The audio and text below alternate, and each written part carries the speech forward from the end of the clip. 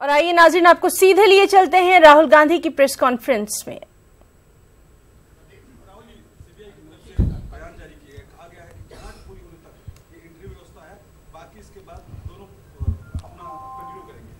नहीं, CBI director को indefinite leave पे भेजा गया है। सीबीआई डायरेक्टर को प्राइम मिनिस्टर हटा नहीं सकते हैं। सीबीआई डायरेक्टर को सिर्फ chief justice of India, leader of opposition और प्राइम मिनिस्टर मिलके अपॉइंट कर सकते हैं और हटा सकते हैं। देखिए, आप प्रधानमंत्री की मेंटल स्टेट को पहचानिए। प्रधानमंत्री ने देश को बोला कि मैं देश का चौकीदार हूं। इमेज उनकी चौकीदार की थी। अब प्रधानमंत्री ने भ्रष्टाचार किया, पूरा देश जानता है, राफेल मामले में है और सिर्फ राफेल में नहीं है। प्राइम मिनिस्टर को मालूम है जिस दिन सीबीआई की कार्रवाई शुरू हो गई उस दिन प्राइम मिनिस्टर खत्म हो गए। तो ये जो रिएक्शन आया प्रधानमंत्री का, ये पैनिक रिएक्शन है, ये घबरा के डर के रिएक्शन लिया गया है। ये एक्चुअली इरेशनल है, मगर ये डर गए हैं, घबरा गए हैं कि मैंने भ्रष्टाचार किया है और अब मैं पकड़ा जा रहा हूं। एनडीटीवी दे राहुल, जो भी घटनाक्रम हुई रात को, उसके पीछे अजीत डोभाल जी का नाम बताया जाता है। वही अजीत डोभाल जी आज एक भाषण देते हैं जो कि राजनीतिक भाषण जैसा भाषण है, और कहते हैं कि वीक पॉलिटिकल पोलिशन गवर्नमेंट देश के हित में नहीं होगा। यानी वो पोलिशन गवर्नमेंट के भी आगे आने वाली अगर कोई आती है तो उस पर टिप्पणी करें।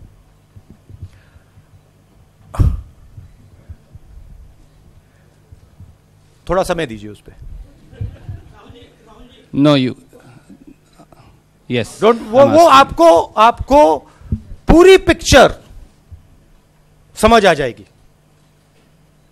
पूरी पिक्चर। इसमें नरेंद्र मोदी जी का क्या रोल है, अनिल अंबानी जी का क्या रोल है, अलग अलग लोगों का क्या रोल है, पूरी पिक्चर देश के सामने आ जाएगी। मगर मेन बात यह है कि एचएएल से कॉन्ट्रैक्ट छीनकर 30,000 करोड़ रुपए नरेंद्र मोदी जी ने अनिल अंबानी के जेब में डाले। एक क्राइम किया, उस क्राइम को बचाने के लिए दूसरा क्राइम, तीसरा क्राइम, चौथा क्राइम, पांचवा क्राइम होगा। मगर मैं आपको बता रहा हूं, नरेंद्र मोदी पकड़ा जाएगा। देश नरेंद्र मोदी को छोड़ेगा नहीं। कांग्रेस पार्टी, विपक्ष नरेंद्र मोदी को छोड़ेंगे नहीं, क्योंकि नरेंद्र मोदी जी ने 30,000 करोड़ रुपए की देश से चोरी की है, भ्रष्टाचार किया है। आप, जैसे मैंने अपने कल ट्वीट में बोला, आप छुप सकते हो, आप जितना छुपना चाहते हो छुपो, आप जितना दौड़ना चाहते हो दौड़ो, मगर आप अंत में पकड़े जाओगे। यह देश होशियार लोगों का देश है, ईमानदार लोगों का देश है, और यह सब समझता है। Well, one of you have to ask. Well, we'll have to go to Anil ji. Anil ji here. हाँ, ओ, फाइनेंस मिनिस्टर ने सीवीसी की बात की। फाइनेंस मिनिस्टर ने अपनी बेटी की बात नहीं की। फाइनेंस मिनिस्टर ने अपनी बेटी की बात नहीं की और मेहुल चौकसी की बात नहीं की। सीवीसी की बात कर रहे हैं। फाइनेंस मिनिस्टर से आप पूछिए, और थोड़ा भैया टीवी वाले आप भी दिखा दिया करिए। आपने पूरा ब्लैंकेट कर दिया था, ऑफ कर दिया था। मैं जानता हूं फाइनेंस मिनिस्टर है, मैं जानता हूं आप पे बहुत दबाव डाल सकते हैं, मगर थोड़ा सा मतलब फेयरनेस दिखा दीजिए। जेटली जी से आप उनकी बेटी के बारे में पूछे।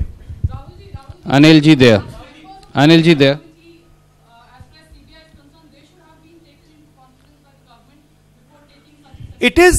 It is illegal for the CBI chief to be removed. It is illegal for a new man to be given charge of CBI. किसको चार्ज दिया है? उस व्यक्ति को चार्ज दिया है जिस पर केसेस हैं। युवाओं, उस व्यक्ति को क्यों चार्ज दिया है? क्योंकि उस व्यक्ति को प्रधानमंत्री कंट्रोल कर पाएंगे। उस व्यक्ति के ऊपर केसेस हैं, प्रधानमंत्री सीबीआई राफेल इंक्वायरी नहीं चाहते हैं और प्रधानमंत्री ने एक भ्रष्ट ऑफिसर को इंचार्ज डाला है कि वो उसको पकड़ के इंक्वायरी ना होने दे। मगर मैं फिर से दोहरा रहा हूं, ये आपका पैसा है, ये आपके भविष्य का पैसा है, ये प्रधानमंत्री का पैसा नहीं है, अनिल अंबानी का पैसा नहीं है। Anil ji, there on the right side, sir. Please don't stand up and ask. It's unfair. रक्षा के लिए कांग्रेस पार्टी क्या कोर्ट में जाएगी? क्योंकि जेटली का कहना था कि संविधान के दायरे में सबसे बेहतर काम किया गया है सीबीआई की गरिमा को रक्षा करने के लिए। देखिए, हम ऑपोजिशन पार्टी हैं, हमने अपना काम राफेल मामले पे ऑपोजिशन पे करा है और हम अपना काम करते जाएंगे। हमारा काम है कि जहां पे प्रधानमंत्री भ्रष्टाचार कर रहे हैं हम जनता को बताएं। हम विपक्ष का काम कर रहे हैं, कोर्ट की जगह है, हम उसको रिस्पेक्ट करते हैं, उनको अपना काम करना है। मगर हमारा काम जो देश के लिए जरूरी इश्यूज हैं उसको उठाना है और ये 30,000 करोड़ रुपए का जो भ्रष्टाचार प्रधानमंत्री ने किया है ये देश को बताना, इसके बारे में हमारा काम है और हम वो काम पूरा कर रहे हैं। Supriya here.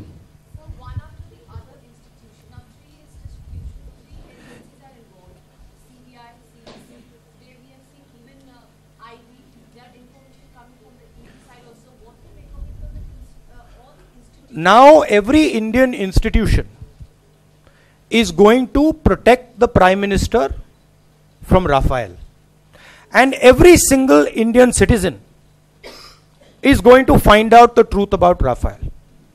There is no institution that the Prime Minister is going to leave to save himself. He will attack every institution, he will do whatever he has to do to save himself. And we will do whatever we have to do to tell the country that the Prime Minister has been corrupt, has given 30,000 crores to Mr. Ambani. And देखिए, sequence of events देखिए, case में objectively आप देखना चाहते हैं, sequence of events देखिए।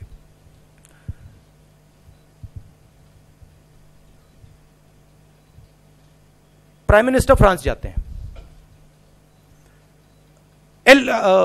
अनिल अंबानी उनके साथ डेलीगेशन में जाते हैं, बिना किसी से पूछे प्राइम मिनिस्टर कॉन्ट्रैक्ट को बदलते हैं। हिंदुस्तान का डिफेंस मिनिस्टर कहता है मुझसे तो नहीं पूछा, पर्रिकर जी, 30,000 करोड़ रुपए का फायदा होता है। हॉलैंड, फ्रांस का राष्ट्रपति कहता है हमने नहीं कराया, हमें तो मोदी जी ने कह दिया था कि अनिल अंबानी को कॉन्ट्रैक्ट देना है। 526 करोड़ का 1600 करोड़ में खरीदा। अरुण जेटली जी ने बात की, हमने अरुण जेटली जी से कहा देखिए बात बंद कीजिए, एक काम करिए जेपीसी लगा दीजिए, उसमें पूरा का पूरा साफ हो जाएगा, पुराने कॉन्ट्रैक्ट के बारे में चर्चा होगी, नए कॉन्ट्रैक्ट के बारे में चर्चा होगी। अरुण जेटली चुप हो गए। आपके सामने अरुण जेटली ने ट्वीट किया, मैंने बोला भैया जेपीसी लगाइए, मोदी जी से पूछिए, करिए, चुप हो गए। शायद आपने उनसे फिर से नहीं पूछा क्योंकि आप थोड़ा फाइनेंस मिनिस्टर से पूछने में घबराते हो। पूछा आपने पूछा। अब बात चली, पब्लिक डोमेन में आ गई। पब्लिक डोमेन से गई, अरुण जेटली जी, यशवंत सिन्हा जी उसको सीबीआई में ले गए। और एक्चुअली अगर आप देखें तो एविडेंस बिल्कुल क्लियर है। आमतौर से सरकार छोटी सी चीज खरीदती है, टेंडर होता है। छोटी सी सड़क बनती है, टेंडर होता है। यहां पे टेंडर हुआ, 126 हवाई जहाज खरीदने की बात हुई, प्राइस फिक्स हुई, प्रधानमंत्री फ्रांस जाते हैं, टेंडर कैंसिल करते हैं, नई डील कर देते हैं। तो इसमें कोई कॉम्प्लिकेटेड मामला नहीं है, यह बड़ा स्ट्रेट फॉरवर्ड मामला है। पुराना कॉन्ट्रैक्ट था, पुराने कॉन्ट्रैक्ट को प्रधानमंत्री ने स्वयं तोड़ा और अपना नया कॉन्ट्रैक्ट दे दिया। ना डिफेंस मिनिस्टर को मालूम, ना डिफेंस मिनिस्ट्री को मालूम, ना किसी को मालूम। तो prima facie there is a huge case, it's open and shut. The moment an inquiry starts in CBI, the Prime Minister is finished. And the Prime Minister knows that. वो मतलब experienced आदमी है, उनको मालूम है जैसे सीबीआई में inquiry शुरू हो गई, प्राइम मिनिस्टर गए। तो it was suicide for the prime minister to allow a inquiry in CBI. Suicide, nothing else. And to prevent suicide, उन्होंने उनकी हत्या करनी पड़ी, मगर उनकी हत्या नहीं हुई क्योंकि अब वो लड़ाई चल रही है उनको रीइंस्टेट करने की. तो that is the overall thing. But you have to notice the throughout all this the prime minister has not said a word. मैं आपके सामने आता हूं, आप मुझसे जो सवाल पूछना चाहते हो पूछते हो. आप प्रधानमंत्री को यहां ऐसी जगह बैठा दो और उनके सामने 3-4 सवाल राफेल के पूछ लो, टेबल से उठ के भाग जाएंगे, बैठ नहीं पाएंगे यहां पे. That is reality. क्योंकि 30,000 करोड़ रुपए अनिल अंबानी को दिए हैं. तेलंगाना की सियासी खबरों पर भी एक नजर डालें. कांग्रेस दफ्तर गांधी भवन में कांग्रेस माइनॉरिटी लीडरों ने निगराकार वज़ीर-ए-आला केसीआर का अलामती पुतला नजर-ए-आतिश किया. कांग्रेस लीडरों ने टीआरएस हुकूमत पर 12% रिजर्वेशन के वादे को पूरा न करने का इल्जाम लगाया और टीआरएस सरबराह पर मुसलमानों को धोखा देने का इल्जाम लगाया. कांग्रेस कारकुनों ने सीएम के खिलाफ जमकर नारेबाजी भी की. उधर आदिलाबाद में भी कांग्रेस लीडरों ने टीआरएस हुकूमत के खिलाफ एहतजाज किया. कांग्रेस लीडरों ने पसमानदा अक़लियतों को 12% रिजर्वेशन फराहम करने के केसीआर के इंतखाबी वादे को पूरा न करने का इल्जाम लगाया. साथ ही केसीआर का पोस्टर नजर-ए-आतिश किया.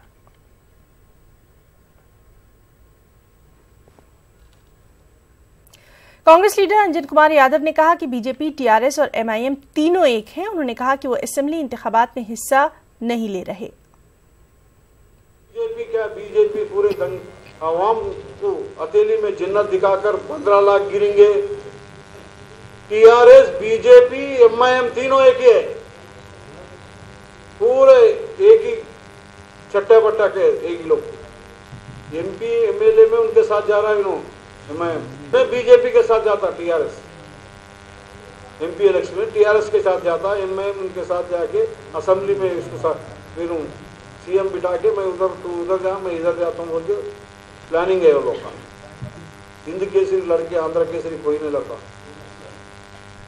Parliament member of parliament 130 crore के अंदर 550 कितने रहते, उसमें मैं एक था 10 साल वहीं रहे. तो तैरना ही है तो समुद्र में तैरना, बूढ़ी कुएं में तैरने से क्या फायदा. और वहीं कांग्रेस लीडर वी हनुमंत राव ने एमआईएम पर इंतखाबी ज़ाब्ते अखलाक की खिलाफवर्जी का इल्जाम लगाया.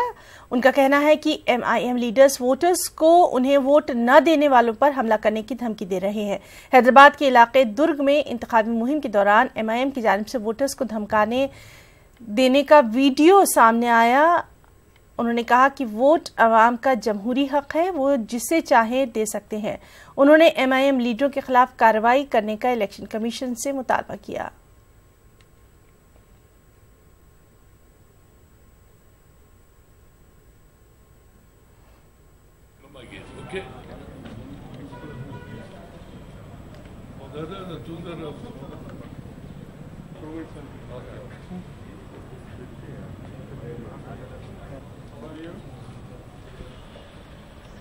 Okay.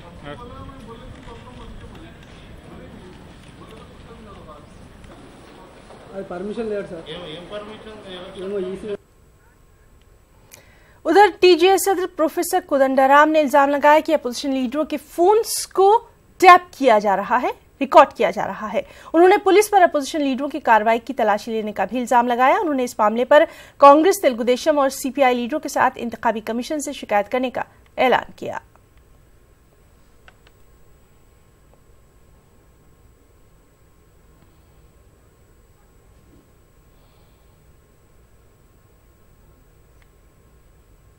ఇదివరకు మాలాంటి వాళ్ళ మీద మాత్రమే ఉండేది. కానీ ఇప్పుడు ఏమైందంటే ఎన్నికలు వచ్చిన కాడి నుంచి అందరి మీద ఫోన్ ట్యాపింగ్ ప్రారంభమైంది. నేను ఫోన్ చేస్తానంటే మా చుట్టూ ఉన్న ఒక 400-500 మంది మీద ఫోన్ ట్యాపింగ్కు పెడుతుంటారు, ఎవరితో ఏం మాట్లాడుతున్నాం. దీన్ని మేము చాలా తీవ్రంగా ఖండిస్తున్నాము. ఇంకా కొత్త కొత్త పోకళ్ళు, షాడో టీంలు నా వెంట దాదాపు ఈ వారం నుంచి చూస్తున్న షాడో టీం ఒకటి వెంటబడతా ఉంది. उस्मानिया यूनिवर्सिटी जेईसी और टीएसजेईसी ने तेलंगाना असेंबली इंतखाबात में टीआरएस उम्मीदवारों की हिमायत का ऐलान कर दिया है.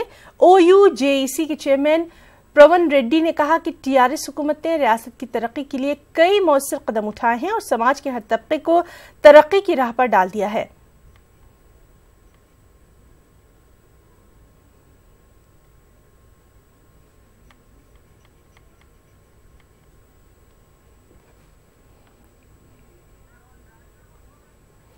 मारूफ अदीबा, मुसन्निफा और दानिश्वर रज़िया सज्जाद ज़हीर के फ़िक्र फ़न पर शोबा उर्दू मौलाना आज़ाद नेशनल उर्दू यूनिवर्सिटी के ज़ेर एहतमाम कौमी सेमिनार का इनेकाद किया गया। राजस्थान उर्दू रिसर्च इंस्टीट्यूट के इश्तराक से एक रोज़ा कौमी सेमिनार का इनेकाद किया गया। इफ्तिताही इजलास की सदारत मानू के वीसी डॉक्टर मोहम्मद असलम परवेज ने की। मारूफ अफसाना निगार मोहतरमा नसीमा तुराबुल हसन बतौर मेहमान खुसूसी के तौर पर शरीक रहीं। तरक्की पसंद नक्काद और दानिश्वर प्रोफेसर अली अहमद फातमी ने कलीदी खुतबा पेश किया। इस सेमिनार में मेहमानान एजाजी राजस्थान उर्दू अकेडमी के सेक्रेटरी सैयद मौज़म अली ने शिरकत की। सेमिनार के 2 इजलास में मुख्तलिफ यूनिवर्सिटीज़ के तकरीबन 10 असातिज़ा ने अपने अपने मकाले पेश किए।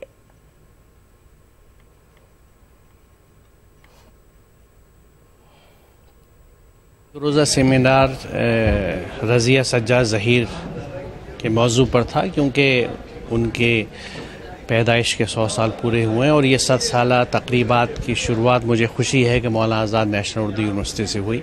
वो अपने वक्त की एक अजीम शख्सियत, एक अजीम खातून और अफसाना निगार, नावल निगार थी।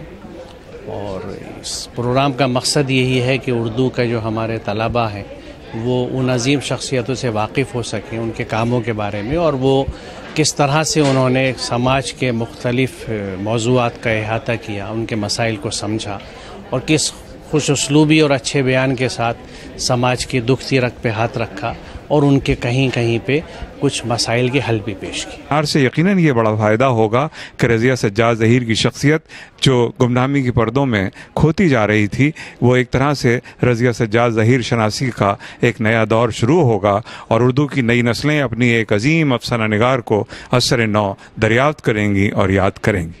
मुश्किल यही हुई कि उस दौर में जिसमें इस्मत चुग़ताई, क़ुर्रतुल हैदर जैसी बड़ी फ़नकारा पैदा हुई, तो सफ़े दोइम के जो लिखने वालियाँ थीं, सालिह आबिद हुसैन हों, इलानी बानो हों या रज़िया सज्जाद ज़हीर हों, ये ज़रा नज़रअंदाज हो गई। और जबकि इनके लिटरेचर में, इनके फ़िक्शन में बहुत खूबियाँ, बहुत अच्छे ढंग से लिखा, तो नज़रअंदाज हो गई। लेकिन बहरहाल अच्छा फ़न हो, अच्छी फ़िक्र हो, अच्छी किताबें हों, तो कभी न कभी तो याद किया ही जाता है उनको। तो सिर्फ सज्जाद ज़हीर की वजह से पहचानी नहीं गई कि उनकी बीवी थी और उनके नाम का वसीला बनाओ, ऐसा नहीं है। रज़िया आपा ख़ुद अपने आप में शादी से पहले ही लिखना शुरू कर दिया था रज़िया दिलशाद के नाम से, और वो सिलसिला ताहयात आखिरी सांस तक कायम रहा। और अब खास बात आंध्र प्रदेश की खबरें। सबसे पहले हेडलाइंस। वाईएसआर कांग्रेस पार्टी के सदर जगन मोहन रेड्डी पर विशाखापट्टनम एयरपोर्ट पर हमला, जगन मोहन रेड्डी मामूली जख्मी, हमलावर गिरफ्तार। जगन मोहन रेड्डी पर हमले के खिलाफ वाईएसआर कांग्रेस पार्टी कारकुनों का एहतजाज, हुकूमत पर सिक्योरिटी फराहम करने में नाकामी का इल्जाम। जगन मोहन रेड्डी पर हमले की रियासती वज़रा ने की सख्त मज़म्मत, हमले को सियासी रंग न देने की अपील। और आंध्र प्रदेश में असातिज़ा की खाली पड़ी आसामियों पर भर्ती के लिए डीएससी का शेड्यूल जारी, 1 नवंबर से ऑनलाइन दरख्वास्त दाखिल करने का अमल शुरू।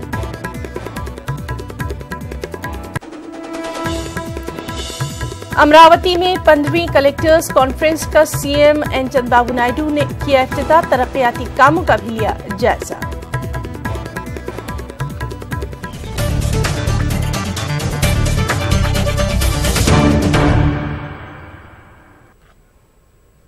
वाईएसआर कांग्रेस पार्टी के सदर जगन मोहन रेड्डी पर चाकू से हमला किया गया। जगन मोहन रेड्डी हैदराबाद रवानगी के लिए विशाखापट्टनम एयरपोर्ट के वीआईपी लाउंज में आराम कर रहे थे कि इस दौरान श्रीनिवास नामी एक वेटर ने उन पर हमला कर दिया।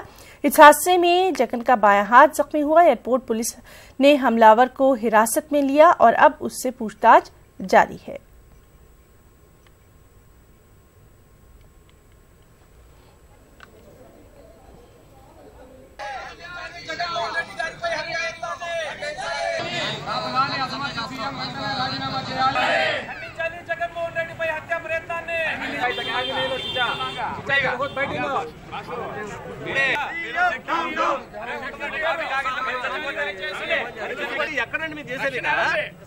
ప్రతిపక్ష నాయకుడు జగన్ గారి మీద ఎయిర్పోర్ట్లో దాడి జరిగింది. ఎయిర్పోర్ట్లో వర్కర్ వెళ్ళి పొట్టడం జరిగింది. ఇమీడియట్గా పోలీసులు పట్టుకోవడం జరిగింది. అతను సెల్ఫీ తీసుకోవటానికి వెళ్ళటం జరిగింది. వెళ్ళి ఈ సంఘటన జరిగింది. దాని మీద అతను ఎంక్వైరీ చేసి ఇప్పుడు ఎవరు ఏంటి ఎలా జరిగింది బ్యాక్గ్రౌండ్ ఏంటి అన్ని వివరాలతో సహా 1 అవర్లో చెప్పడం జరిగింది. ఆయన లెఫ్ట్ హ్యాండ్లో కత్తితో అటాక్ చేశారు. Second part inside the airport security is purely responsibility of the CISF. మనకి ఎయిర్పోర్ట్ లోపల మనకి ఏం పని లేదు సెక్యూరిటీ కోసం. సిఐఎస్ఎఫ్ వాళ్ళకి ఎప్పుడు ఈ కత్తి ఎట్లా వెళ్ళింది లోపల ఎయిర్పోర్ట్కి అది కూడా విచారం చేస్తాము. సిఐఎస్ఎఫ్ వాళ్ళతో కూడా అడుగుతాము. Because inside airport is suppose to be the sanitised place.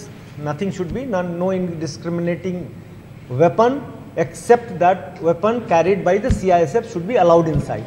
Okay, we are there to provide security to everybody, every citizen, every leader of opposition. దాంట్లో మన సైడ్ నుంచి ఏమదే కొత్తహి ఏమి ఉండదు. బట్ హౌ దిస్ కత్తి లోపల వెళ్ళింది, what is the plan, reason behind this attack. షెఫ్గా fusion రెస్టారెంట్లో పని చేస్తున్నారు ఫ్రమ్ లాస్ట్ 1 year. ఈయన ఇంటర్మీడియట్ డ్రాప్ అవుట్ ఉన్నారు. ఈయన ప్రిలిమినరీగా చెప్తే he is claiming to be Jagan fan. కేంద్ర ప్రభుత్వాలు బలగాల ఆధీనంలో ఉంటుంది ఎయిర్పోర్టు. వాళ్ళు రక్షణ కల్పించాలి, వాళ్ళు చూడాలి. కానీ సెక్యూరిటీ మెజర్స్ రాష్ట్ర పోలీసులకి బాధ్యత ఉండదు. అయినా ఇటువంటి కార్యక్రమాలకు పాల్పడే నీచమైన చరిత్ర మాకు లేదు.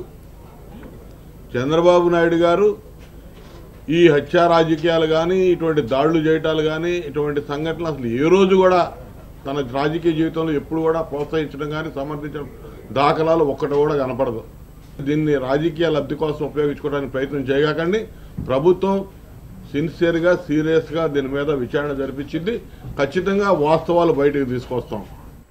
उधर आंध्र प्रदेश के वजीर नारा लोकेश ने जगन पर हमले की सख्त मजम्मत की। उन्होंने ट्वीट के जरिए इस वाक़े पर इजहार अफसोस किया और ऐसे वाक़यात को रोकने के लिए सख्त कार्रवाई करने पर भी जोर दिया। और इस सबके बीच जगनमोहन रेड्डी विशाखापट्टनम से हैदराबाद पहुंचे और एयरपोर्ट पर पार्टी कारकुनों ने जगन का इस्तकबाल किया, हुकूमत के खिलाफ नारे भी लगाए। एयरपोर्ट से जगनमोहन रेड्डी सीधे अस्पताल गए। अस्पताल के बाहर भी जगनमोहन रेड्डी के हामी जमा हो गए। इस मौके पर पुलिस का सख्त बंदोबस्त किया गया था। और वहीं अनंतपुर में वाईएसआरसीपी के पार्टी कारकुनों ने एहतजाज किया। हुकूमत पर अपोजिशन लीडर की सिक्योरिटी में कोताही बरतने का भी इन कारकुनों ने इल्जाम लगाया।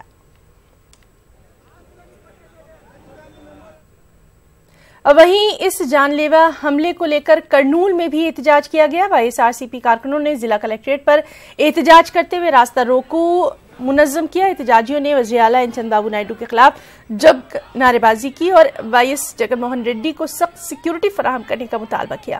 इस मौके पर वाईएससीपी अक़लियती क़ायद मोहम्मद रहमान और दीगर भी मौजूद रहे।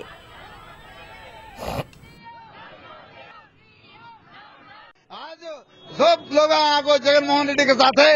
जगनमोहन रेड्डी साहब कभी भी सीएम करता हो जाता है बोल के ये चंद्रबाबू नायडू ये सिक्योरिटी आज जगनमोहन रेड्डी साहब को किसी तरह से सिक्योरिटी नेचर का घर को हमला कर को उनको खत्म करने की कोशिश कर रहे हैं।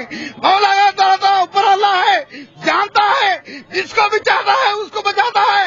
अल्लाह बहुत बड़ा है, ईमानदार वाला कभी ईमान से चलता है। जगनमोहन रेड्डी साहब को अल्लाह ताला आज साथ देता है बोल के मैं आज तुम आपको सुना रहा हूँ। कुछ और खबरें। आंध्र प्रदेश के वज़ीर आला चंद्रबाबू नायडू ने अमरावती में कलेक्टर्स कॉन्फ्रेंस का इफ्तिताह किया। वज़ीर आला ने तरक्याती कामों का यहां जायजा भी लिया। इस इजलास में रियासती वुज़रा भी मौजूद रहे।